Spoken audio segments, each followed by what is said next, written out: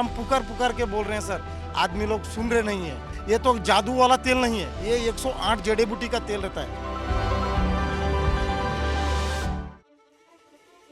साल की शुरुआत में ही छत्तीसगढ़ में एक बार फिर नक्सलियों ने बड़ा हमला कर दिया है। छत्तीसगढ़ में नारायणपुर जिले में नक्सलियों से मुठभेड़ के बाद जवान वापस लौट रहे थे। लौटते हुए जवानों के पिकअप वाहन को नक्सलियों ने निशाना बनाया और उसे विस्फोट से उड़ा दिया। बता दें कि आबूझमाड़ के दक्षिणी हिस्से में नक्सलियों से हुई मुठभेड़ के बाद लौट रहे जवानों के पिकअप वाहन को सोमवार दोपहर को नक्सलियों ने विस्फोट से उड़ा दिया है। इसमें जिला रिजर्व गार्ड DRG के 9 जवान शहीद हो गए। इसमें एक ड्राइवर भी शामिल है। बस्तर IG सुंदरराज P ने इसकी पुष्टि की है। बताया जा रहा है कि ये वारदात बीजापुर जिले के कुटरू क्षेत्र में हुई है। रविवार को नारायणपुर में हुई मुठभेड़ के बाद जवान लौट रहे थे। हमले को लेकर पुलिस ने बताया कि सोमवार को छत्तीसगढ़ के बीजापुर जिले में नक्सलियों द्वारा एक इम्प्रोवाइज एक्सप्लोसिव डिवाइस विस्फोट के जरिए वाहन को उड़ा दिए जाने से दंतेवाड़ा जिला रिजर्व गार्ड DRG के 8 जवानों और एक ड्राइवर समेत 9 जवान बलिदान हो गए।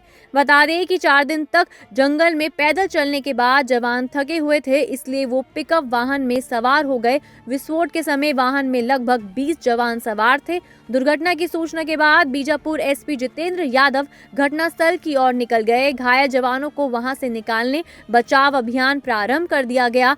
बता दें कि इस मुठभेड़ में DRG के प्रधान आरक्षक कारम शहीद हो गए थे। वे आत्मसमर्पित नक्सली थे। 2017 में उन्होंने संपन्न किया था। 2019 में वो जिला रिजर्व गार्ड में शामिल हुआ था, जिसके बाद वो लगातार कई मुठभेड़ में शामिल रहा। वहीं इस मुठभेड़ में सोमवार को एक और पुरुष नक्सली का शव मिला है। आइए जानते हैं पुलिस का इस पूरे मामले में क्या कहना है। विगत दो तीन दिनों से जिला बीजापुर नारायणपुर और दंतेवाड़ा के सीमावर्ती इलाके में सुरक्षा बल द्वारा अभियान संचालित की जा रही थी।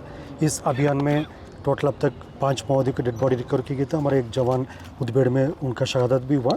तत्पश्चात अभियान के बाद सर्चिंग को पूर्ण करके सुरक्षा बल द्वारा वापस बेस कैंप आ रहे थे। इस दौरान जिला बीजापुर की बेदरे एवं कुट्टू के बीच में अम्बेली के पास माओवादी द्वारा लाए गए एक ID ब्लास्ट की चपेट में आने से हमारा एक वाहन ID के चपेट में आ गई थी। उसमें सवार हमारा 8 DRG दंतेवाड़ा के जवान का शहादत हो गई थी। उसके एक ड्राइवर का भी शहादत हो गई। कुल 9 का शहादत का भी जानकारी प्राप्त हो रहे थे।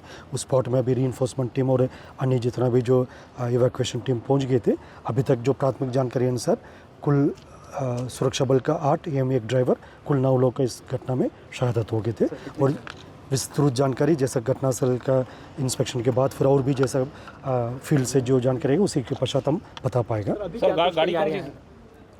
जैसा भी जो प्राथमिक जानकारी है सर, एक वाहन ID ब्लास्ट में चपेट मारने कारण से उसमें सवार टोटल जैसा 8 जवान DRG का और एक ड्राइवर कुल 9 का अभी कैजुअल्टी हो गई। इस पूरे मामले में अब तक 2 महिला सहित 5 वर्दीधारी नक्सलियों के शव पुलिस को मिल चुके हैं।